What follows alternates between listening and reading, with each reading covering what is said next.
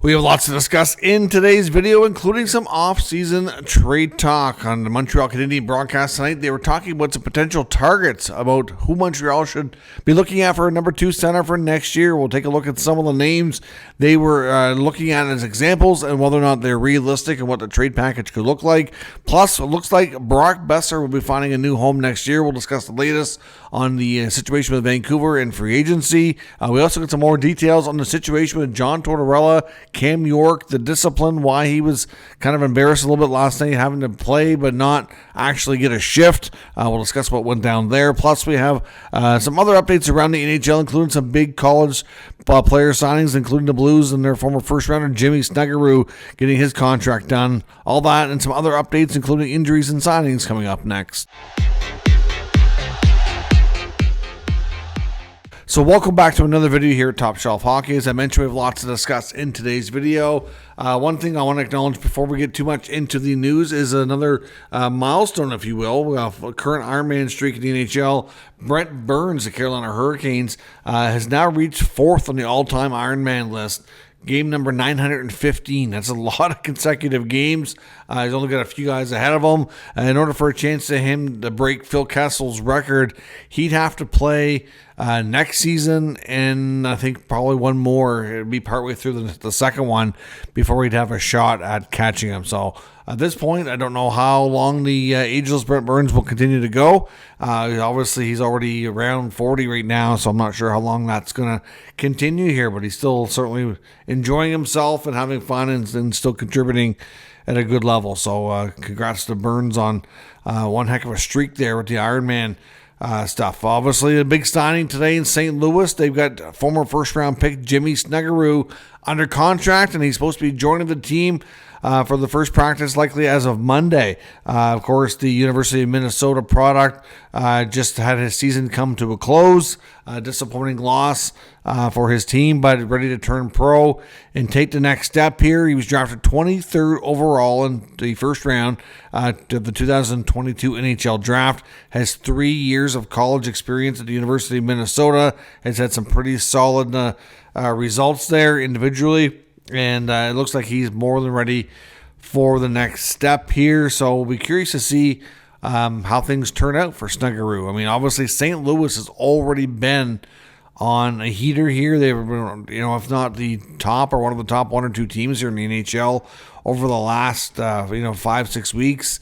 They got themselves, in a pretty good spot now to make the playoffs after all that points that they've made up here since the Four Nation tournament break. And of course, they brought up another top prospect in Dalibor Dvorsky here recently, and now they get like an extra deadline, a piece, if you will, in Jimmy Snuggerud. I mean, we knew this was likely going to happen, but Snuggerud has a ton of potential.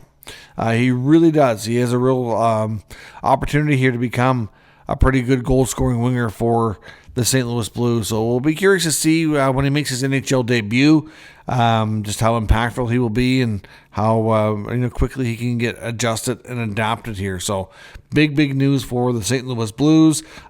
Speaking of a few other younger players around the league too, Luke Hughes of the New Jersey Devils is sitting out tonight. He did take warm-ups for the Devils as they're battling the Winnipeg Jets, but is being held out due to a lower body injury, more of a precautionary thing. So doesn't sound like it's serious or anything he should be dealing with for too long a term, but it is something that they kind of want to, I probably have him, he got to heal up now so it doesn't become a nagging injury, and he can hopefully move on for it before the playoffs get underway. Unfortunate different ending for Minnesota Wild young defenseman David Jerard, who is done for the season after getting a lacerated spleen during his time in the American Hockey League. So Jerard likely would have been a call-up or saw potentially a time with the Wild in the playoffs, or at least would have been one of their Black Ace players that would have been on recall waiting for an opportunity, but unfortunately that won't be happening for Jerard. His a bit of a frustrating year for him overall. Ended up getting traded to Minnesota and now this, so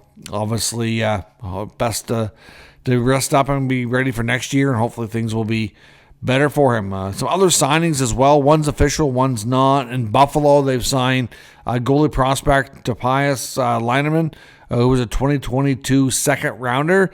The Finnish goaltender, 6'5", 227 pounds. Had some pretty decent stretch of play over there in Europe. So another interesting goalie prospect for the Buffalo Sabres. Of course, they've already got, some other younger pieces around like Devin Levi, of course, and that's why and I know this new signing, he's brand new. He's not going to push anybody out of the, depth chart here just yet, but that's why I've been speculating about Ukko-Pekka Luukkonen possibly being moved this offseason. I do wonder, and I think it's a strong possibility after a bit of an up and down, inconsistent season. And the Flyers, it's not been announced yet, but the Flyers are expected to announce and confirm the signing of an undrafted college player, unrestricted free agent, forward 22-year-old Carson Dorwart of Michigan State University is expected to be signing with the Flyers, although I have not been able to confirm 100% that is indeed made official just yet. A couple other recalls here. In injury updates, the Blue Jackets, who are playing tonight against the Canucks, have activated Cole Sillinger.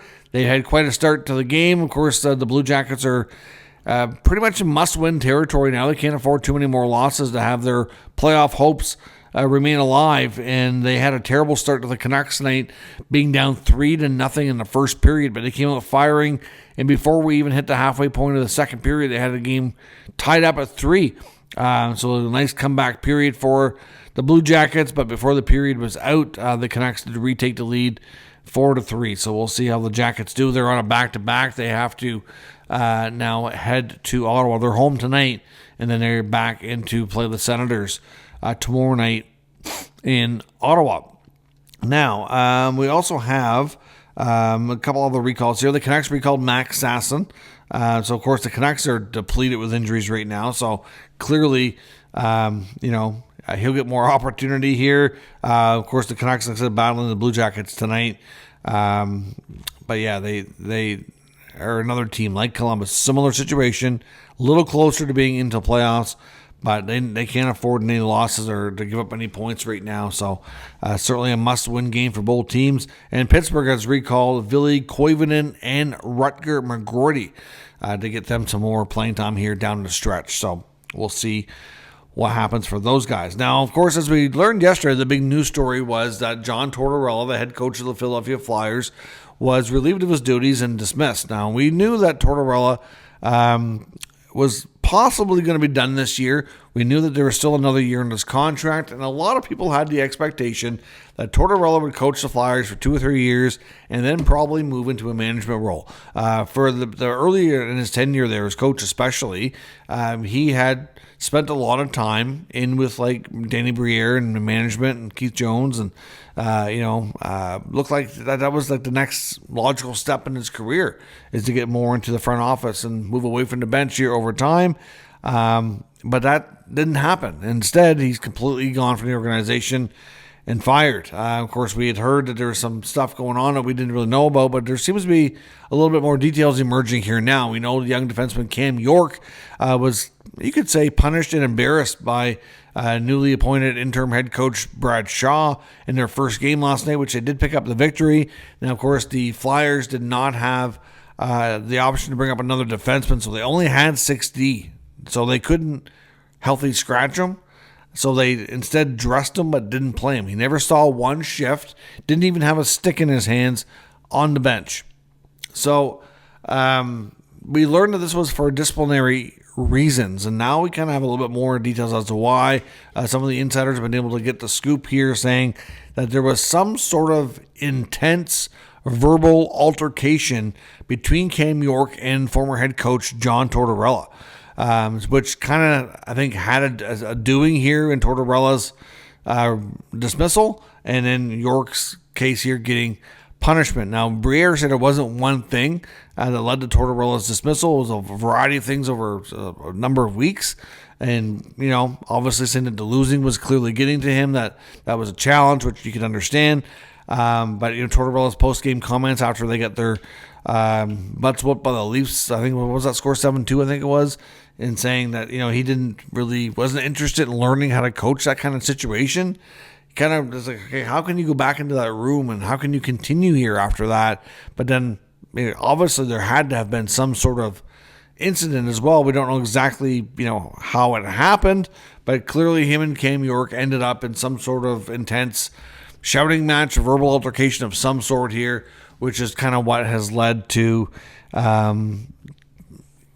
I said, between that and the comments post-game, I just don't think Briere and the Flyers thought they had any choice but to end the Tortorella tenure now instead of waiting till the end of the season, and that offering him something further in the organization just wasn't an option anymore. A lot of people wonder if Tortorella was trying to get fired. Like, it's kind of bizarre, kind of weird overall here. But from what the insiders are hearing, it sounds like that anybody who has witnessed or saw or knows anything feels that Tortorella and York were both in the wrong here and both crossed the line. That's why, even though Tortorella was fired, that York was also punished for his actions. So obviously he said himself, was asked about it by media after the game, and just said that he didn't want to really talk about it, that there was something, that it was disciplinary purposes, and that it's going to stay in-house, and that's all we know. But it sounds like, things got heated between the two, and the lines were crossed. Now, in Vancouver media, we're hearing on Sportsnet 650 today that they are saying that Brock Boeser is almost a guarantee not to be back with the Vancouver Canucks, and that he will be indeed not re-signed and moving on. We do know that Boeser was a player that was getting attention at the trade deadline, and I do think Patrick Allvin, Jim Rutherford, and the Canucks management team had lots of discussions and options to possibly move Boeser, but never really liked the trade offers. They didn't get anything close enough to what they wanted, so they decided not to pull the trigger. Obviously, still hoping that the team would make the playoffs, that at the very least they could use them as their own rental. But, again, at that point, with the fact that they would know what his contract demands are and that they don't seem prepared to want to meet them, that they're going to, let him walk for nothing. At least that's the way things look right now. You could always trade his signing rights, which sometimes happens. Maybe get a, mid to late round draft pick or something out of it. But Boeser seems like he won't be back. Their intention is to kind of gain the salary cap space back that he's been occupying, and they would like to get a different kind of forward. Obviously, Brock Boeser's never been, super fast or anything like that. I think they want to add some more speed to their lineup and just get a player that plays a little bit differently, has some different skills. But I think at the same time, you could say that there's going to be a big market for Brock Boeser in free agency. I think there's not really going to be a ton of guys that are, experienced and have been a pretty good, 20, 30, 40 goal scorers. I mean, has he been a 40 goal scorer consistently? No, but he has done it. 25 to 30 range is a little bit more something that we've seen more frequently from him. He's been hot as of late. I think he's got, I think it's 6 goals in his last 6 games, if I'm not mistaken, as well.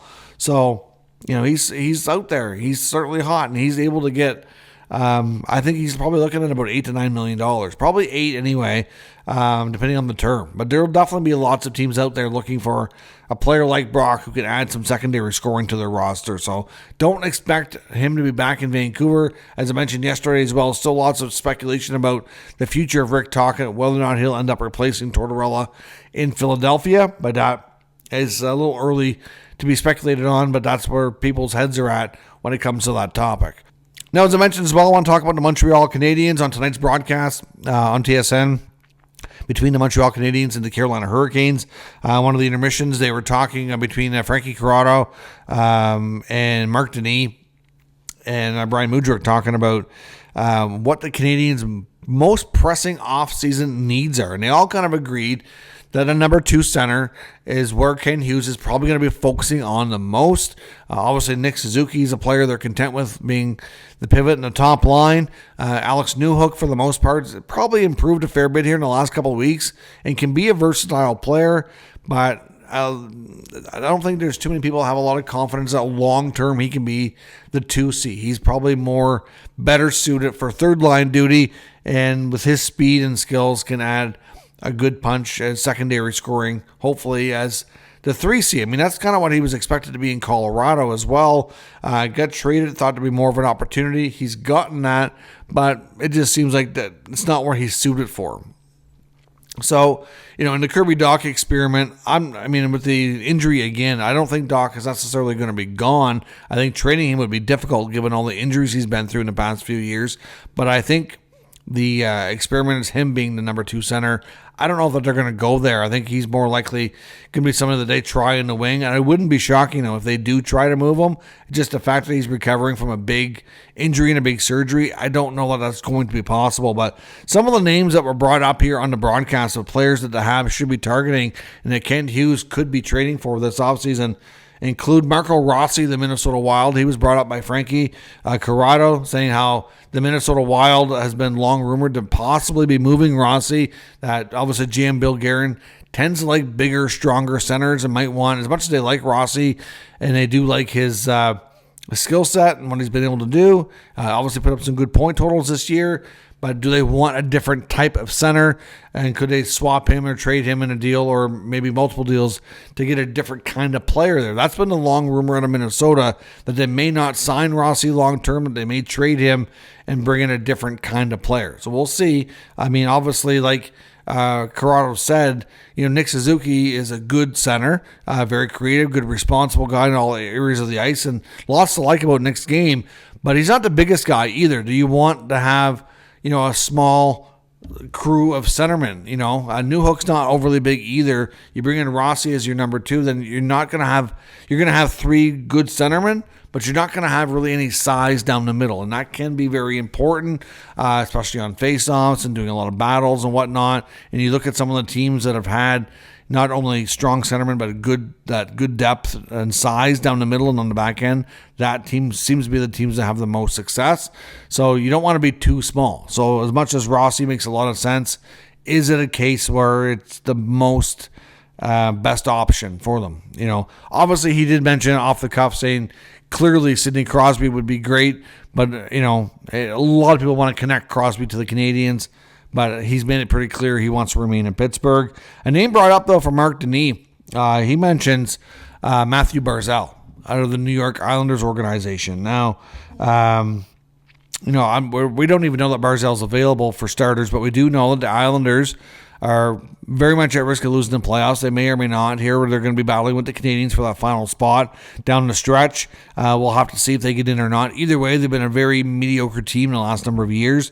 And Barzal's also another guy like Doc, out with injury right now and was expected to be out for the season here. So, in Barzal's case, he would be an interesting guy. He's not huge by any means, but he's a little bit bigger. He's a bigger guy than Rossi, that's for sure. Has terrific speed, lots of skill. Could be a player to possibly look at there. I mean, my only real thing with Barzal is what would you offer? I mean, the thing is that they were talking about is that the Montreal Canadiens have a lot of picks and prospects, and that they're not all going to be able to be Montreal Canadiens long term. That they should be aggressively looking to move some of the players and prospects that they feel will be good NHL players. So you're offering good value in order to bring in a top legit player if they want to take the next step next year and not only be battling for playoffs, because they still might make it this year. It's not a given, right? I mean, right now they're holding down that spot. It's a real thin margin, and they've got 3 or 4 teams chasing them. So it's difficult to say. They may pull it off. They may get in.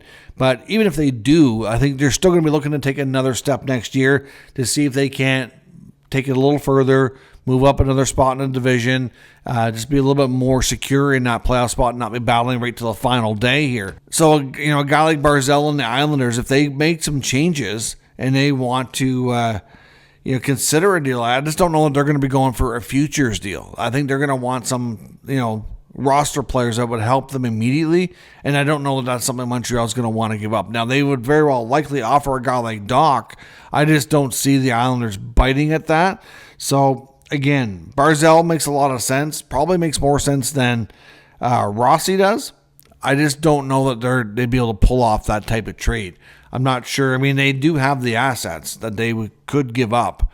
Whether it's Logan Mailloux, whether it's Joshua Waugh, whether it's Jaden Strubl's a pretty good young defenseman. David Reinbacher, I'm obviously not going to move all of these guys, but some combination of these players, right? You got Ivan Demidov coming over next year as well. So you're going to want to make sure your center depth is as good as possible, because you're going to have some of these guys that are going to want to play with good players. So it's going to be challenging and tricky, but at the same time, they want to they want to make the next step. A number 2 center is going to be crucial to helping this team get over the hump. So Rossi and Barzell are great options, but are they the best options? Let me know what you think down in the comments. We'll discuss further. If you're new to the channel, make sure you subscribe and stick around. We'll keep you up to date with all the news, rumors, and analysis of all 32 NHL teams. Thanks for watching.